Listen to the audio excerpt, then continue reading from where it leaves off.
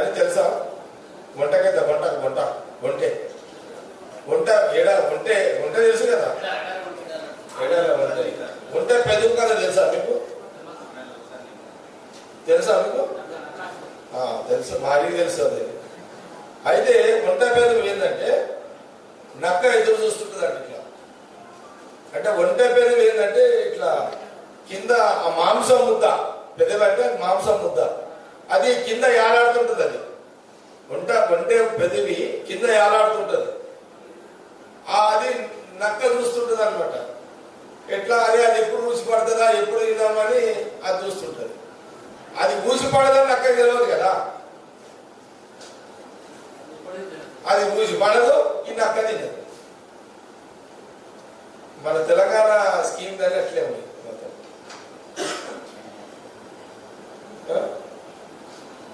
తెలంగాణ మన స్కీమ్, మన రాష్ట్ర ముఖ్యమంత్రి గారు పార్టీ మనల్ని ఆయన ఒంటి అయిపోయాడు, మా చుట్టూలంతా అక్కల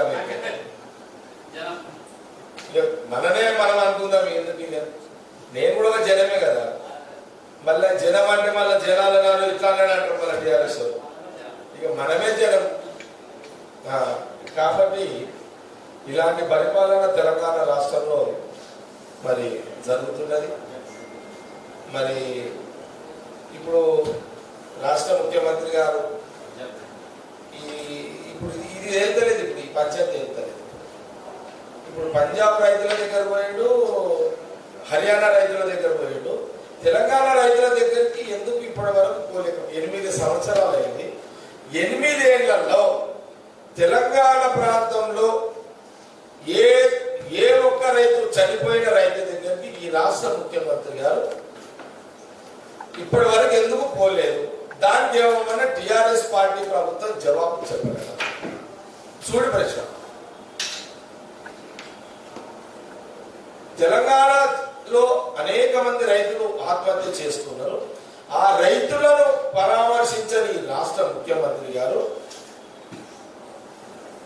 పంజాబ్ హర్యానాలో చనిపోయిన రైతులను పరామర్శించడానికి పోవడానికి కారణం ఏముంది చెప్పగలుగుతారా?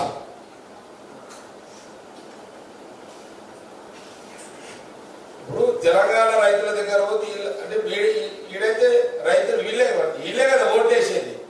ఈ ఓట్లేసి ఈ రైతుల దగ్గర పోకుండా ఆ రైతుల దగ్గరికి ఎందుకు పోయిండు?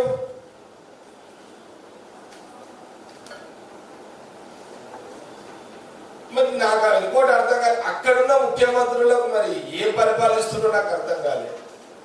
కేజ్రీవాల్ కానీ లేకపోతే బీజేపీ ముఖ్యమంత్రి హర్యానా, ఆడ బీజేపీ, హర్యానాలో బీజేపీ ముఖ్యమంత్రి, బీజేపీ పార్టీ ముఖ్యమంత్రి, పంజాబ్ లో కేజ్రీవాల్.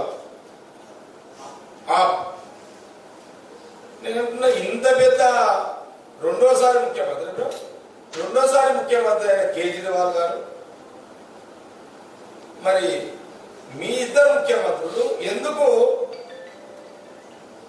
మీరు మా ముఖ్యమంత్రి గారు అడిగిరా మీ రైతులు ఎట్లున్నారు అని వాళ్ళిద్దరు అడిగిరా?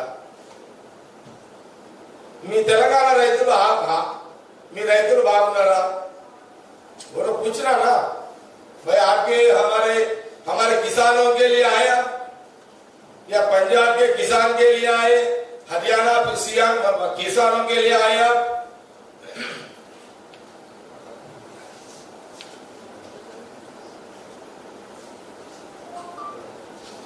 तेलंगाना किसाना कैसा है पूछे क्या? मैं एक सवाल पूछ रहा हूं कांग्रेस पार्टी की तरफ से. అడిగిరా ఆ ఇద్దరు ముఖ్యమంత్రులు తెలంగాణ రైతులు యోగక్షేమాలు తెలుసుకున్నారా?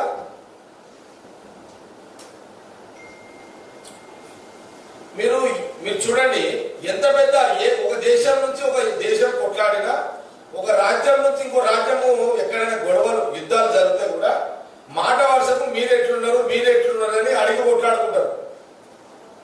మరి ఆ ఇద్దరు ముఖ్యమంత్రులు తెలంగాణ రైతులు ఎట్లా ఉన్నారు అని ఎందుకు అడగలేదు?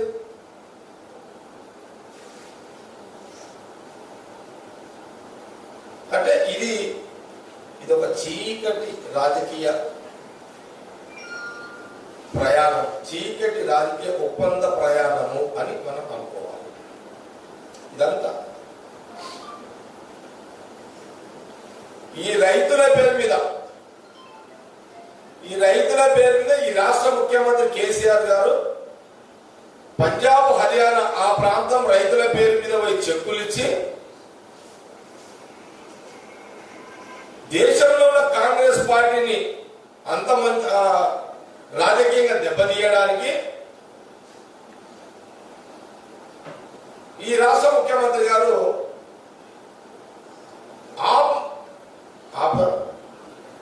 కేజ్రీవాల్ దగ్గరికి పోయాడు.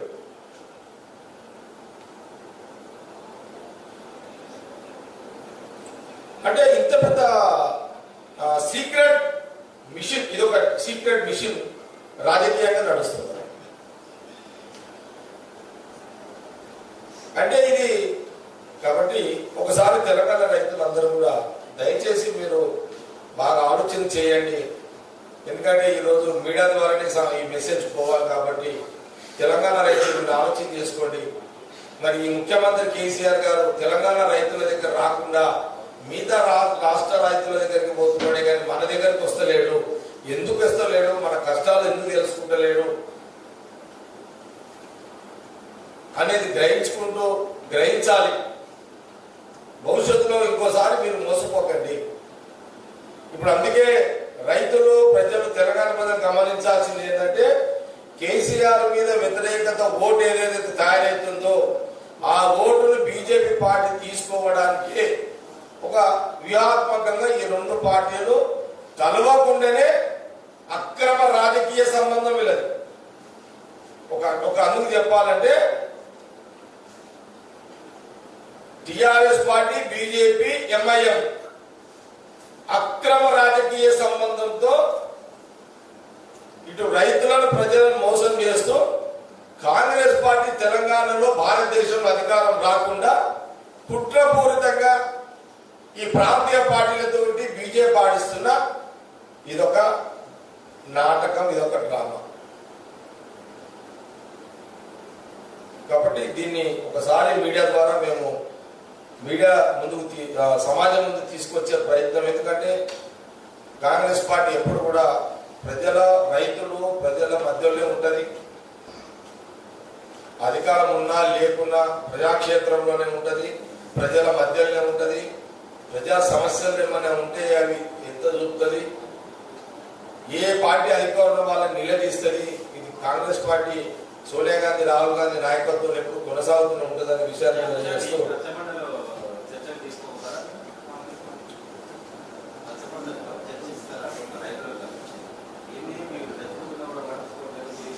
తప్పకుండా ఇప్పుడు రచ్చబండ కార్యక్రమంలో అందరం అన్ని నియోజకవర్గాల్లో పర్యటిస్తున్నాము. మేమందరం కూడా రచ్చబండ కార్యక్రమంలో రైతులకు ఈ అంశం కూడా చెప్తాం. ఆయన మన దగ్గరకు వస్తలేడు ముఖ్యమంత్రి, వేరే రాష్ట్రాల దగ్గర పోతున్నాడు, మరి ఇది మీరు ఆలోచన చేసుకోండి ఒకసారి అని తెలంగాణ రైతులకు ఈ రచ్చబండల్లో కూడా తప్పకుండా రైతులకు, ఎందుకంటే మన పేపర్ చదవరు కాబట్టి వాళ్ళు డైరెక్ట్ గా మేము వాళ్ళకి చెప్పడం కూడా జరుగుతుంది. ఈ ప్రయత్నం కూడా చేస్తాం. హాయ్ ఫ్రెండ్స్, మా టుడే టుమారో యూట్యూబ్ ఛానల్ చూస్తున్నందుకు చాలా థ్యాంక్స్. మరిన్ని లేటెస్ట్ వీడియోస్ కోసం వెంటనే సబ్స్క్రైబ్ చేయండి. అలాగే ఈ బెల్ ని కూడా రింగ్ చేసేయండి. మా నోటిఫికేషన్స్ అన్ని మీ మొబైల్లో వస్తాయి. అలాగే మా వీడియోస్ మీకు నచ్చితే లైక్ చేయండి, షేర్ చేయండి, నచ్చకపోతే కామెంట్ చేయండి.